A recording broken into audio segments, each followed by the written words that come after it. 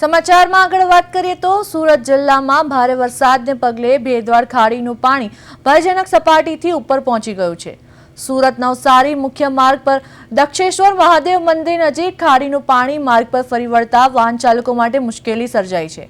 પાણીનો પ્રવાહ વધતા તંત્ર દ્વારા સુરક્ષા કારણોસર આ માર્ગ પરનો વાહન વ્યવહાર તાત્કાલિક અસરથી બંધ કરવામાં આવ્યો છે।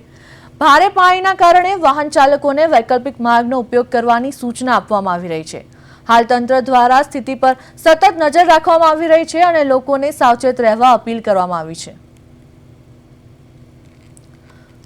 तो सूरतना भेदवाड़ खाड़ीनुं पाणी वध्युं, भयजनक सपाटीथी पाणी उपर वह्युं, मुख्य मार्ग पर पाणी फरी वळ्युं, वाहन व्यवहार तात्कालिक बंध करायो। तंत्रए लोकोने सावचेत रहेवा अपील करी।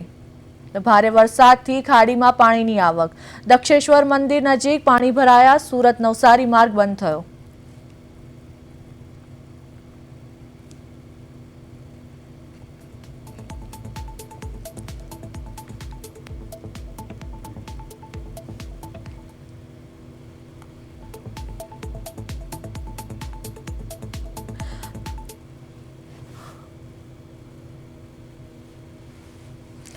तो आ साथे पायल साकरिया पूर्व विपक्ष नेता अमारी साथे फोन लाइन पर जोड़ाया छे।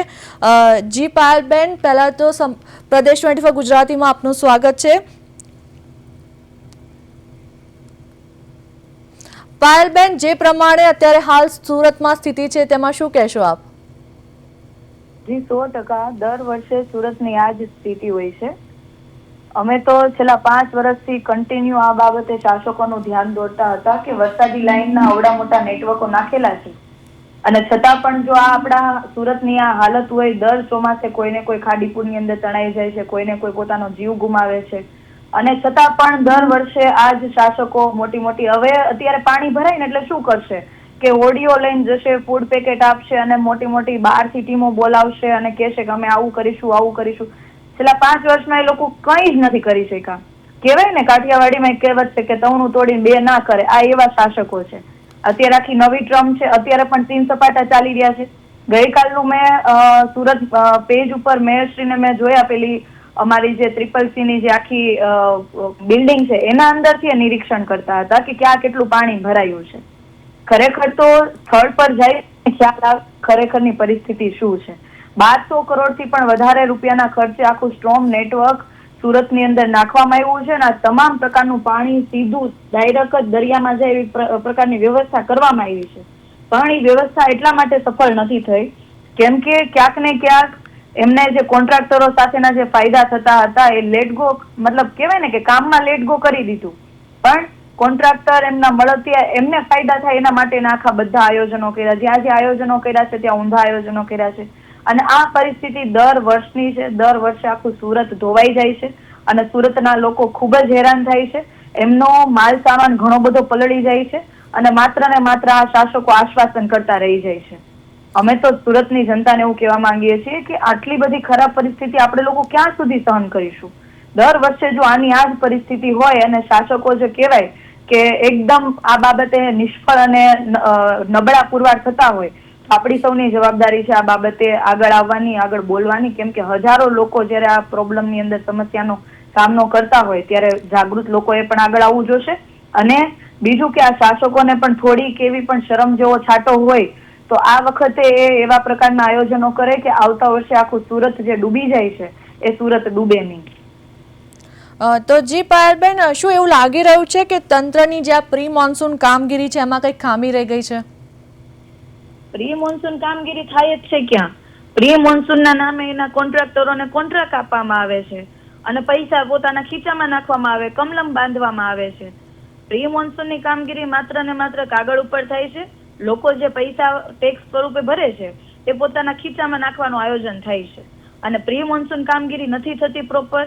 અને બીજા જે મેનેજમેન્ટ જે કરવાના હોય, જે આયોજનો કરવાના હોય, કહેવાય કે આખું વર્ષ સમય મળે છે, એક દરમિયાન આવનારા ચોમાસાનું આપણે આયોજન કરીએ, તમે ચોમાસાનું આ લોકો આયોજન નથી કરી શકતા। એમના જે મોટા મોટા નેતાઓ આવનારા 50 વર્ષ પછી આ થશે ને તે થશે એવા આયોજનો મોટી મોટી ફાકા ફોજદારી કરવા આવતા રહે છે। ગયા વર્ષે કીધું હતું કે જાપાનની ટેકનોલોજી પ્રમાણે આપણે આ ખાડી આખી ડાયવર્ટ કરીશું, ખાડી પેક કરવાનું કાર્ય કરીશું, ખાડીનું પાણી લોકોના ઘરમાં ના જાય એના માટે કરીશું। ક્યાં ગયું?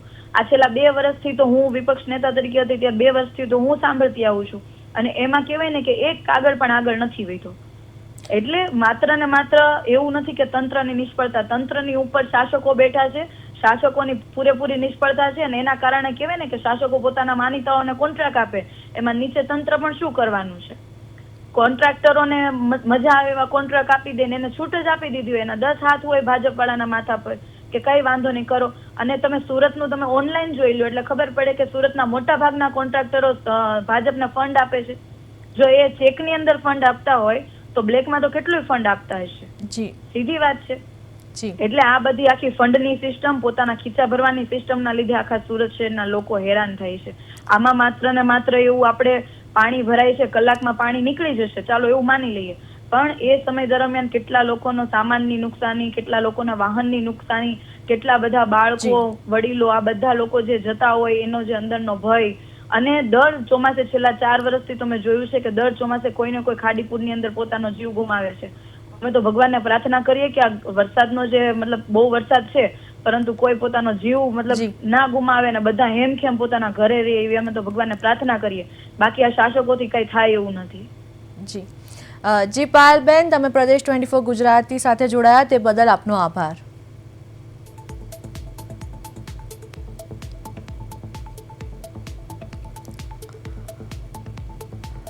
તો સુરતમાં નવસારી માર્ગ બંધ કરાયો, દક્ષેશ્વર મંદિર નજીક પાણી ભરાયા. ભારે વરસાદથી ખાડીમાં પાણીની આવક, તો દક્ષેશ્વર મંદિર નજીક પાણી ભરાયા, સુરત નવસારી માર્ગ બંધ થયો. વાહન ચાલકોને મુશ્કેલીનો સામનો કરવો પડ્યો. હાલ તંત્ર દ્વારા સ્થિતિ પર સતત નજર.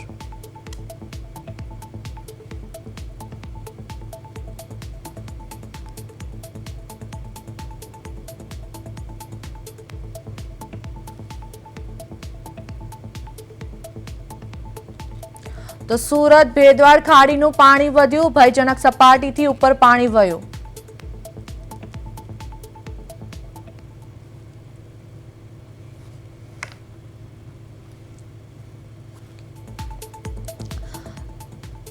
તો આ સાથે અમારી સાથે ફોન લાઈન પર જોડાયા છે અશોક આધેવાડા, જે નેતા કોંગ્રેસ છે, ફોન લાઈન પર જોડાયા. જી અશોકભાઈ, સૌપ્રથમ આપનું પ્રદેશ 24 ગુજરાતીમાં હાર્દિક સ્વાગત છે.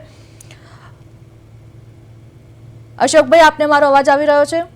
હાજી, આવી રહ્યો છે બેન. અશોકભાઈ, સુરતમાં અત્યારે જે પ્રમાણે ઠેર ઠેર પાણી ભરાઈ ગયા છે તે અંગે આપ શું કહેશો? આજે હું આપને પ્રદેશ 24 મારફતથી જનતાને અને દરેક તંત્રને હું જણાવવા માંગુ છું કે અહીંની હાલની પરિસ્થિતિ છેલ્લા 20 વર્ષથી હું સુરતમાં જોઈ રહ્યો છું કે રેલવેના ગન્નાળું છે આપણે વરાછામાં, બરાબર છે, ત્યાંથી લઈને જગાત નાકા સુધી વન સાઈડ એક રોડ ઉપર કમર સુધીના પાણી ભરેલા છે, બરાબર છે. લોકોને આટલી હાલાકી પડે છે. તો 20 વર્ષથી જ્યારે ભાજપનું અહીંયા કોર્પોરેશન હોય અને જે વર્ષોથી આ સમસ્યા હોય તો એની જે વોટર લાઈન જે નાખવાની હોય એને મોટી નાખવી જોવાય, એવું કશું નહીં. અને હું આજે જોઈ રહ્યો છું મેયરથી લઈને તમામ લોકો ફક્ત ને ફક્ત ફોટા પડાવશે કે અમે અત્યારે અહીંયા ઊભા છીએ, પણ એ ફોટા પડાવે સમસ્યા આ વિસ્તારની હલ નથી થાય એમ. અને જે હાવ જેને કહેવાય ને બેદરકારી, જે જનતાએ ખોબલે ખોબલે મત આપ્યા છે એમની સામે અહીંયા બિલકુલ પાણીની કઈ રીતે નિકાલ કરવો એવી કોર્પોરેશન પાસે કે સત્તાધીશો પાસે કોઈ વસ્તુનું કઈ આયોજન છે જ નહીં. આજે બેન હું આપના મારફતે જણાવવા માંગુ છું કે તદ્દન નિષ્ફળ કાર્યવાહી જે કહેવાય ને અત્યારે હાલની અહીંયા છે અનેક વિસ્તારોમાં. આ તો હું તમને વરાછા વિસ્તારની પૂર્ણા કુંભારિયા હોય, યોગી ચોક હોય, આજે અહીંયા પોદાર આર્કેટ હોય, સારથી હોય, હાલે લોકોના માલને નુકસાન ભયાનક થયું છે.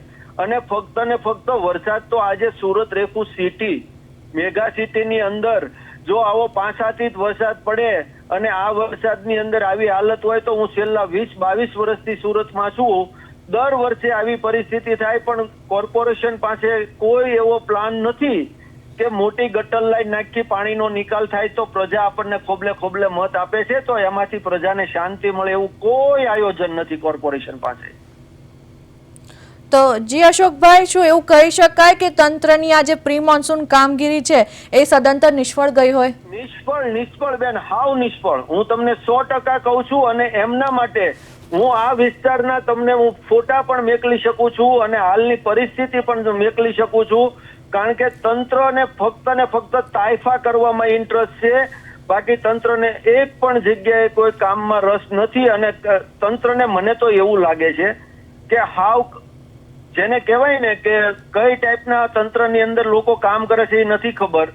ઈવડાય લોકોને પાણી કેમ નિકાલ કરવો, શું કરવું, મને એવું લાગી રહ્યું છે કે જનતા જે વોટ આપે છે એનો પૂરેપૂરો ભરપૂર આવડા લોકો ફાયદો ઉઠાવીને અને ફાવે એવું વર્તન કરી રહ્યા છે.